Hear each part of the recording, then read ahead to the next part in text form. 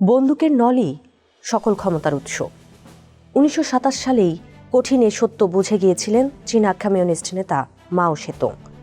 আজ যা আমি আপনি গোটা বিশ্বে দেখছি, এই বন্দুকের শক্তিতে বলীয়ান হয়েই গোটা বিশ্ব শাসন করছে যুক্তরাষ্ট্র, যেখানে যুক্তরাষ্ট্রের নীতি মেনে চলতে হচ্ছে বাকিদের।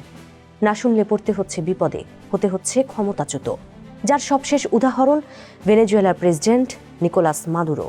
রাতের অন্ধকারে এই প্রেসিডেন্টকে তার দেশ থেকে তুলে নিয়ে গেছে ট্রাম্প প্রশাসন, যা বিশ্ব নেতাদের আরও একবার চোখে আঙুল দিয়ে দেখিয়েছে কতটা শক্তিশালী যুক্তরাষ্ট্র। তবে শুধু এই ভেনেজুয়েলাই নয়, অতীতে এমন বহু সরকার পতনের কলকাঠি নেড়েছে ওয়াশিংটন। সেই ফিরিস্তি জানাবো টিভিএস এক্সপ্লেইনারে। সাধারণত এমন সরকার বা নেতাকেই উৎখাত করে ওয়াশিংটন যার নীতি তার পছন্দ নয়। এক্ষেত্রে বিশ্বের অনেক রাষ্ট্রপ্রধানই ভূমি সংস্কার, শ্রমিক ইউনিয়ন শক্তিশালী করা, স্বাস্থ্য ও শিক্ষা ব্যবস্থা উন্নত ও শিল্প কারখানা জাতীয়করণ করার মাধ্যমে মার্কিন প্রভাব থেকে বেরিয়ে আসার চেষ্টা করছে। আর এখানেই আপত্তি ওয়াশিংটনের। এসব কার্যক্রমকে কমিউনিস্ট আখ্যা দিয়ে মার্কিন স্বার্থের জন্য হুমকি হিসেবে দেখে ওয়াশিংটন। অতীতে এই হুমকি মোকাবেলায় গোপনে ষড়যন্ত্র করে কৌশলে সরকার পতনের নেতৃত্ব দিলেও 1990-এর দশকের পর থেকে সেটি প্রকাশ্যেই করছে ওয়াশিংটন। এক্ষেত্রে 1998 সালে এসে প্রথমবারের মতো ঘোষণা দিয়ে ইরাকের প্রেসিডেন্ট সাদ্দাম হোসেনের সরকারকে উৎখাত করে মার্কিন শ্রেষ্ঠত্ব জাহির করে যুক্তরাষ্ট্র। এরপর থেকে নিয়মিত এমন বলে কয়ে সরকার পতনের নেতৃত্ব দিয়েছে ওয়াশিংটন। এক্ষেত্রে তাদের সাফ কথা, যে সরকার ওয়াশিংটনের নির্ধারিত পথে চলবে না, সেখানে যুক্তরাষ্ট্র হস্তক্ষেপ করবেই।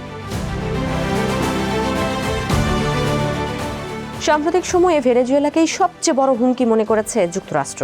দেশটির হাতে থাকা বিশ্বের সবচেয়ে বড় তেলের মজুদের নিয়ন্ত্রণ পেতে চেয়েছে ট্রাম্প প্রশাসন।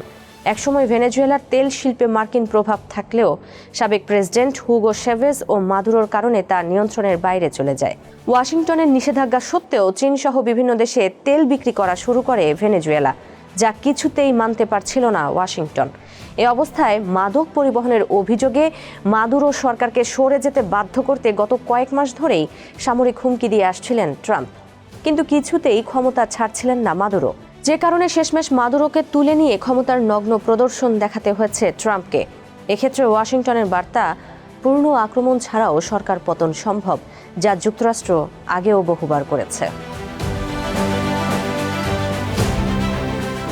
মাদুরোকে উৎখাত করার ধরন নতুন হলেও ওয়াশিংটনের বিদেশি সরকার পতনের এমন নজির আছে ভুরি ভুরি। অনেক দেশে মার্কিন গোয়েন্দা সংস্থা CIA সরাসরি নির্বাচনে নাক গলিয়েছে। হংকং বিশ্ববিদ্যালয়ের রাজনৈতিক বিজ্ঞানী ডভ লেভিনের মতে, দ্বিতীয় বিশ্বযুদ্ধের পর থেকে যুক্তরাষ্ট্র সব মিলিয়ে 81টি দেশের নির্বাচনে হস্তক্ষেপ করেছে। এর বাইরে বিভিন্ন দেশে নির্বাচিত ও অনির্বাচিত বহু নেতাকে উৎখাত বা হত্যায় নেতৃত্ব দিয়েছে CIA।